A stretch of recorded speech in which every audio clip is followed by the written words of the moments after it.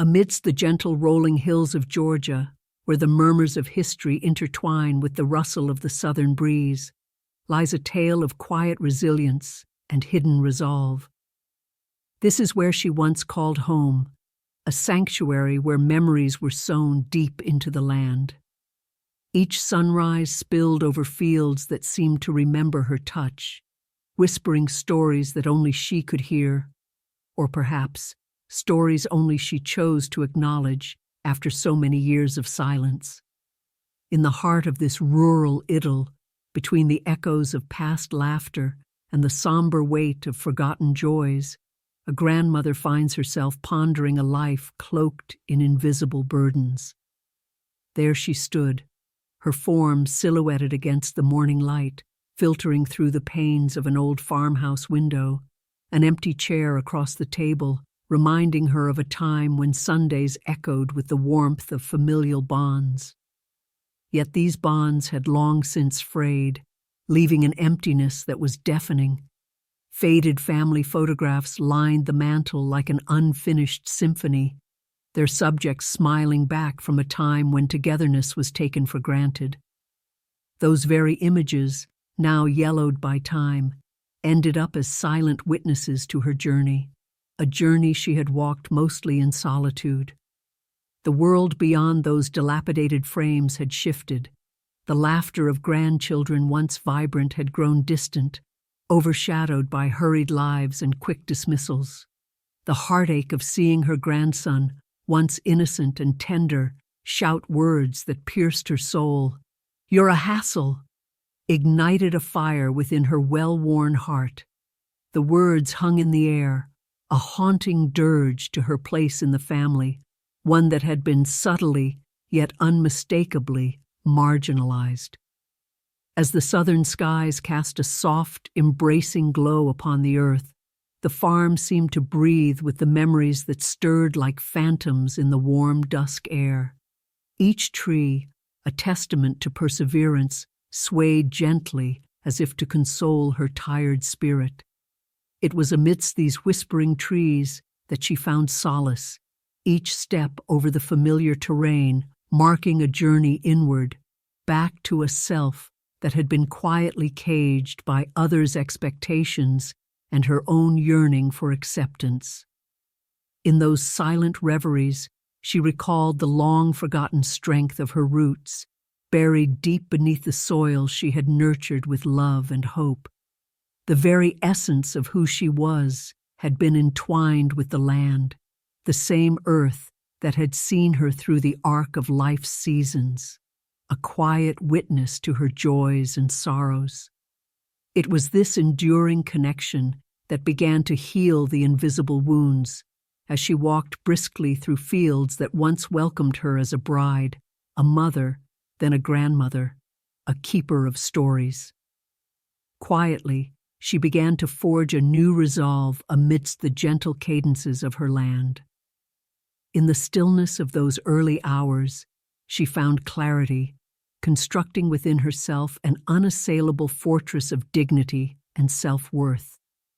Her decisions, made in the solitude of the heart, resonated with a profound strength that asked for no witness, sought no applause. The deeds she would undertake bore the mark of an inner transformation, a subtle yet substantial reclamation of what had been hers all along. The farm, steadfast in its silent testimony, became a balm, speaking the language of memory, offering its embrace to her weary soul. The silhouettes of ancestors, long gone yet never forgotten, cast shadows upon her path like guides, reminding her of the legacy she cradled. With each step, she felt the grounding affirmations of those who had come before her, their whispers carried by the gentle winds as she moved with purpose through days that were no longer tinged with uncertainty. As she reclaimed ownership of the farm, a symbolic gesture more profound than any loud proclamation, her silent actions reverberated through the halls of memory and lineage. This was a moment of vindication, a quiet form of justice realized not through confrontation, but through the serene acceptance of her self-worth and history. The land answered her soul's call, its rustling leaves singing songs of silent validation, reminding her, as it did her foremothers, that strength dwells in silence and dignity rests in perseverance. In the gentle rustle of Georgia's fields, she found her peace. It was a house filled with whispers, the kind that seemed to swell silently in the laden air. Matilda sat in an old armchair, worn at the edges, much like herself, its fabric showcasing an array of floral patterns faded by years and sunlight. Around her, the room held a muted vibrance, stories etched into every corner. Once filled with echoes of laughter, the house now stood cloaked in a profound quietness that only Matilda could hear. In this silence, she often imagined the laughter, once rampant and uncontainable, now merely a lonesome echo that chafed against her consciousness like fine sand. It would visit her in those moments when she'd sit by the window, watching the farm fields sway under the whisper of the wind. It had once teemed with life, her late husband's hearty chuckles, the innocent giggles of her children, and later, her grandchildren. But time had a way of dulling happiness into memories, sweet yet piercing. Matilda's Sunday dinners had been legendary in the family, a cause for impromptu gatherings where every face was alight with warmth, filled chairs circumnavigating the long dining table. But lately, one chair had grown singularly vacant.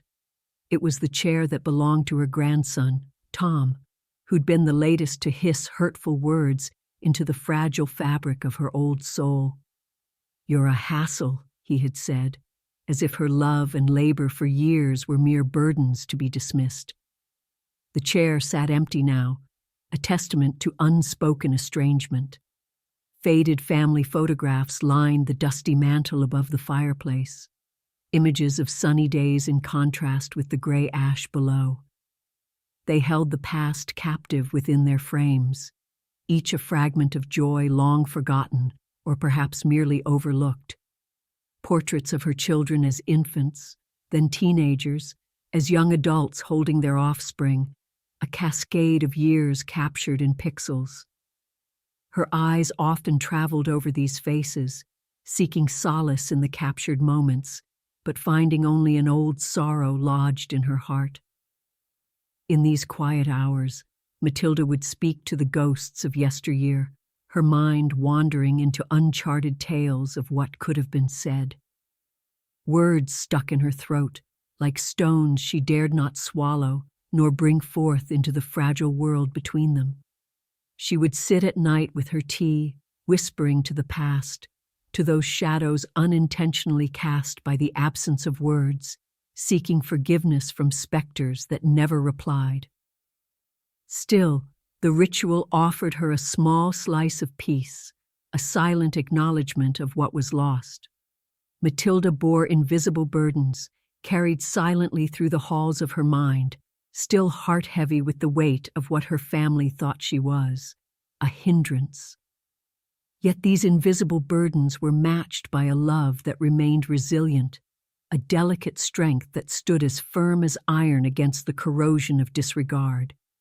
Her battle was not against noise, but the obliteration of an unwanted silence. These realizations unfolded like pages in a diary, each confession a release from the shroud that threatened to dim her light. She rediscovered resilience, not through confrontation, but through the quiet resolve of dignity. The farm became her ally, its gentle earth reminding her of roots and renewal. Each furrow she turned echoed a song of strength, a reminder that her value was beyond temporal grievances. Here, in the rhythm of the seasons, she found companionship and a sense of belonging that her family had deprived her of.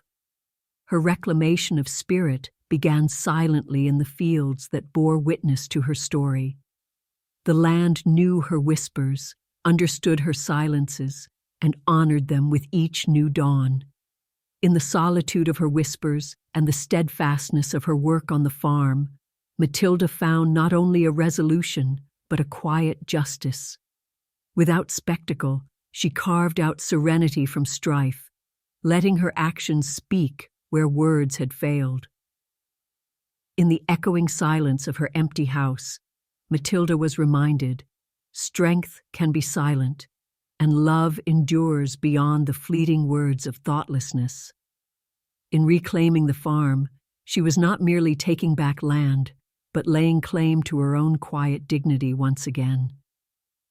Dusk lingered like a soft whisper over the sprawling fields of the Georgia farm, where Anne had spent a lifetime sowing not just seeds, but memories. Under the southern skies, the twilight fields seemed endless, stretching out into the kind of quiet that held whispers only she could hear. Each row of cotton was a diary page, each patch of earth cradling stories of yesteryears, tales of laughter, struggle, and unshed tears filling the silence that had become her companion. The constant hum of the cicadas seemed to echo the memories etched in those fields. As Anne walked slowly, each step reminded her of a life lived in service, of a love silently given and rarely acknowledged. Her grandson's words, a piercing shout of, "You're a hassle," had cut through her heart more sharply than she could have imagined. It was a heart that had given so much, expecting little, but deserving so much more. Anne realized then, the price of love sometimes was measured in silences so deep they threatened to swallow you whole. Her eyes, clouded by age but bright with insight, scanned the horizon as she walked among the whispering trees. They were the same trees she had played under as a girl, and later sought refuge beneath as a woman carrying burdens of others without complaint. The world seemed to spin around her in those moments of solitude, yet she remained a steadfast center, anchored by a love for the land that transcended words. The farm had given her everything. It taught her strength not by speaking, but by standing firm, season after season, storm after storm. Quietly, Anne passed the house, the old structure weary and creaking under the weight of years. It stood as a stark reminder of the home that once burst with life, lively, chaotic family gatherings, the clatter of pots and pans, the quiet moments with her husband, now just echoes in the corners.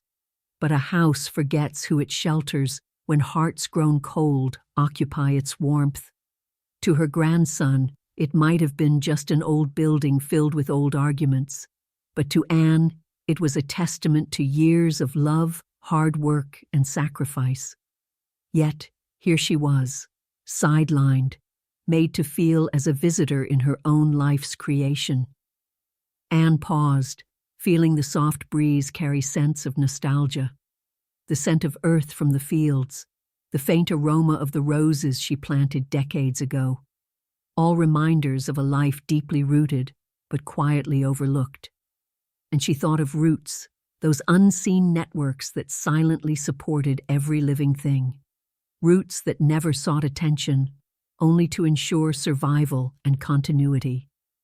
Her connection to this land was just that, enduring strength unseen, woven into every leaf and gust of wind that swept across the fields.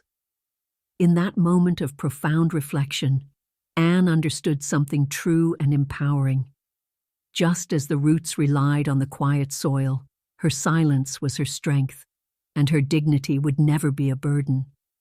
Perhaps those who shouted simply failed to hear the wisdom spoken in whispers. She felt no malice towards her grandson. He was young with a heart yet to learn the deep resonances of life's more poignant symphonies. Anne turned away from the twilight, the soft glow of the setting sun casting a golden hue over her silver hair. She walked back toward the heart of the farm, knowing that reclaiming the farm was more than reclaiming land. It was reclaiming her voice, her history, her worth. She would speak volumes, not through words, but through being, through the strength of heart that refused to harden despite being battered by the winds of time and misunderstanding. And under those southern skies, Anne knew she was reconnecting with herself, finding justice not in what she would say next, but in the unwavering, quiet resolve that only ages past and hearts enduring can truly understand. It was beneath these skies that she found herself not lost, but rediscovered, not a hassle, but a woman of profound strength and quiet dignity. The gravel path had always been more than just a physical connection between her home and the rest of the world. It was a vessel of memories, an echoing archive of past comings and goings. As her footsteps receded down this familiar stretch, each crunch of the gravel was a testament to the years she had spent nurturing a house that, until now, had never failed to feel like home. Each resounding step carried with it the weight of unspoken loneliness, an irony not lost on her in this silent exodus. She paused for a moment to trace her journey thus far, and the sound of footsteps fading behind her felt akin to a painter's last stroke, completing her canvas, but leaving it vulnerable to the harsh critiques of its observers. With every step, she embraced her decision, knowing it was painted in silent rebellion against years of feeling like nothing more than a burden. Before leaving, she had contemplated writing a letter, a gesture more for herself than the others, to lay bare her truths upon the kitchen table. Yet somehow, the paper remained blank. Even the pen seemed to refuse cooperation, as if reluctant to capture the melancholy of unacknowledged love and unrequited care. She realized that words, though powerful, were now redundant. Her actions, as deliberate as they were quiet, rendered speech unnecessary. The untold tales and unnamed betrayals were her farewell note, more potent than ink and paper could ever convey. As the door clicked shut behind her for what she resolved would be the final time, she became acutely aware of its hollow protest. It would no longer welcome nor witness her steps, and the crackle of its aging wood resonated with a defiant timbre, a symphony of endings. It was a ceremonial severing, a physical manifestation of her inner release. This door that once symbolized the threshold of her dreams now became the border between her past submission and her newfound defiance. Back inside, her grandson's outburst still lingered in the corners, echoing off walls that had heard too much over too many years. His young voice, thick with impatience and youthful arrogance, now felt like a ghost wailing in an empty manor. It reminded her of the voices that had once filled this farmhouse with warmth and laughter, now twisted into cynical distortions, cruel echoes of a legacy misremembered. She had looked into his eyes then, searching for the boy she cherished, only to find a chilling absence staring back. Those eyes, once pools of innocent trust, now became mirrors refusing her reflection. They were locked onto her flaws he could never fully understand, blinded by the simplistic judgments youth often hastily crafts. She was no stranger to this particular kind of silence, one that screams louder than words. It was born of creaking floors and groaning hinges, of the spaces between sentences left unfinished because understanding was presumed or already abandoned. This silence was now her ally, a powerful testament to her decision, a decision to reclaim not only her physical space, but her emotional realm. She turned once more to the symphony of gravel beneath her feet and allowed herself a moment to breathe deep the twilight's offering. Her farm awaited patiently, its fields every bit as resilient as she, standing proof of the strength that the earth grants to those who nurture it. She would go back to its embrace, to tend to its needs and find hers met as well.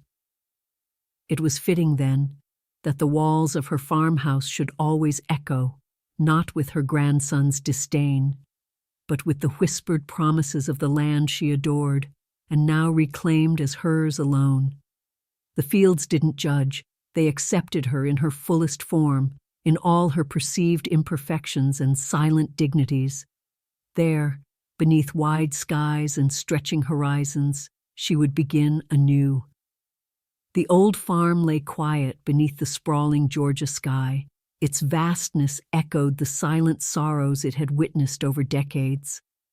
Eleanor, now in her mid-70s, moved slowly through the rows of aging plants, her hands tending to the earth as they once cradled her grandson, the one who had now become a stranger. There was a time when those same hands gently cleansed, scraped knees, and wiped away tears, their tenderness a silent testimony to a love that remained unreciprocated. Each seed she planted bore the weight of her unspoken prayers, whispered to the harvest moon that watched with an indifferent glow. The moon knew secrets. It had seen her tears and her resilience. As her fingers worked the soil, Eleanor thought of the words that floated like ghosts in her mind, words shouted by her grandson. "You're a hassle," he had barked, his voice ripe with the arrogance of youth that failed to recognize the sagacity in her silence. The tools she used were relics of another time, their rust speaking volumes of stories untold, burdens unshared. The shovel, worn and familiar, was once her husband's, back when the farm bloomed under their joint care and dreams were infinite under the Georgia sun. Now, it dug deeper than earth, into memories she wished would fade, but feared to lose. Each mark in the metal surface was a reminder of countless harvests. Each scar represented the sacrifice of hands that never hesitated to toil. Underneath the old barn lay a shared history, buried but not forgotten.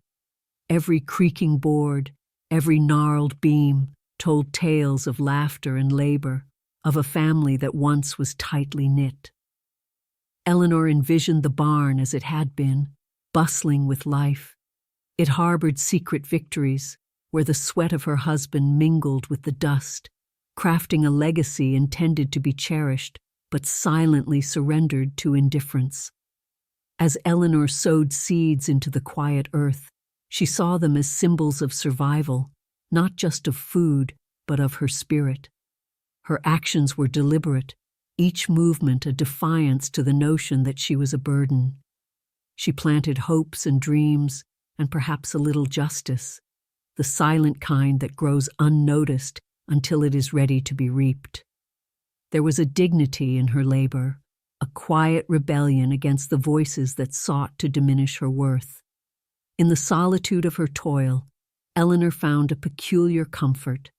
Her mind drifted to a past where every row of crops represented a chapter in her life. Some chapters were thriving, others withered by neglect and hurt. Yet, she continued, aware that these silent seeds held promises of a harvest not measured in bushels, but in renewed faith in herself. Here, there was no need to shout or demand.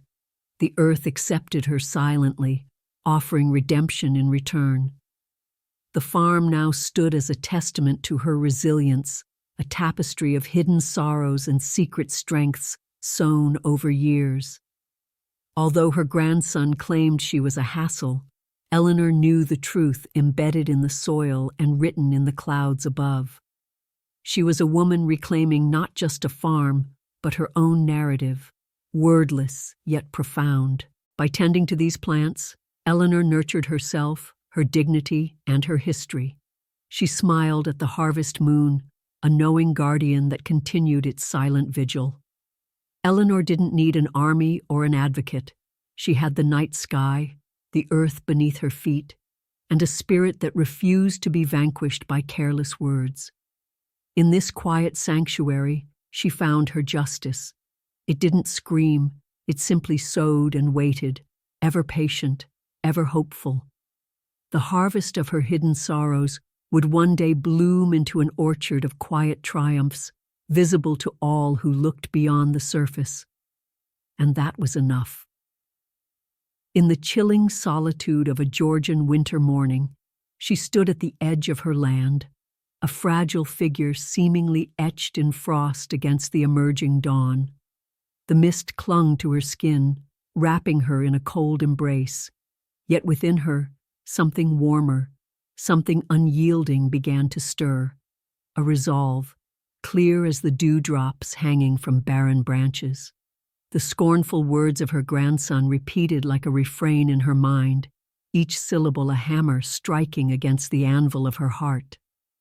"You're a hassle," he had shouted, turning his back, unaware that within those very words lay the spark that forged her resolve anew. Her hands, aged and heavily freckled, bore the story of her life. They were the tools of her existence, gnarled and hardy, having weathered all seasons of toil.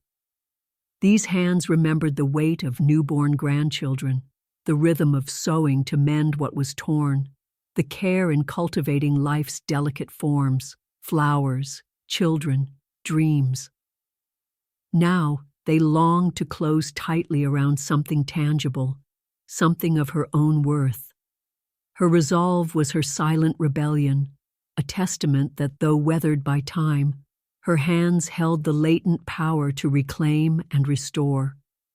As she shuffled across the frozen earth, her breath visible in the crisp air, she felt an ancient mantle of self settle over her shoulders, a cloak of dignity threadbare from neglect, yet unyielding in fabric. In the tapestry of her memory, she was reminded of a simpler time, when dignity needed no retrieval because it was never stolen away to begin with. She wore this remembrance not as armor, but as a reclamation of identity, a quiet assertion of self-worth that existed independent of recognition from those around her. Decision by decision, she rebuilt herself in the solitude of her heart. She learned to let go of the bitterness that threatened to consume her, choosing instead to plant tiny seeds of serenity amidst the decay of old wounds. Her mind roamed a garden of tangled recollections, weeding out thorns of regret and resentment. With each sunrise, she dedicated herself to this quiet labor, crafting a new legacy defined not by the approval of others, but by her own steadfast resolve. Every act of restoration she undertook was like laying another stone in the construction of her inner fortress. With each determined stride across her reclaimed land, she relived not the injustice of being cast aside, but the empowerment in standing up once more. Her silence spoke volumes, its resonance far more enduring than any confrontation. The land around her listened, holding its breath, understanding the silent conversation between soil and soul, one whispering patience, the other perseverance. In crafting this personal haven, she found strength in her absence, the power of being needed but not needing in return. She placed her faith in quietude, in the persuasiveness of an unspoken truth, allowing her actions to echo louder than the words she chose not to say. In her silent revolt, there was a justice achieved, not as vengeance, but as a harmonious balance restored. A justice that, like the heart of the land beneath her feet, warmed slowly, gaining strength through the silent changes of the seasons. The wind swirled gently around her, carrying whispered echoes from the past as it swept across the sprawling fields.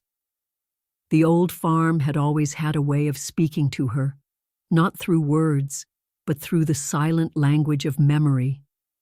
Each gust seemed to carry the laughter of her children when they were young, the murmurs of her ancestors, and the silent promises she made to herself when life felt like a burden she carried alone.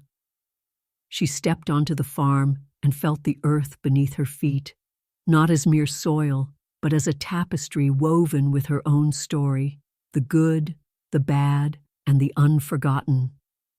With every step, the soft wind wrapped around her like an embrace, as if the fields themselves were reaching out to welcome her back with a love that had never faltered. Here, standing on the land passed down through generations, she was embraced by both the present and the past, by all the women who had walked before her, who had planted seeds of resilience and watched them bear the fruit of silent strength.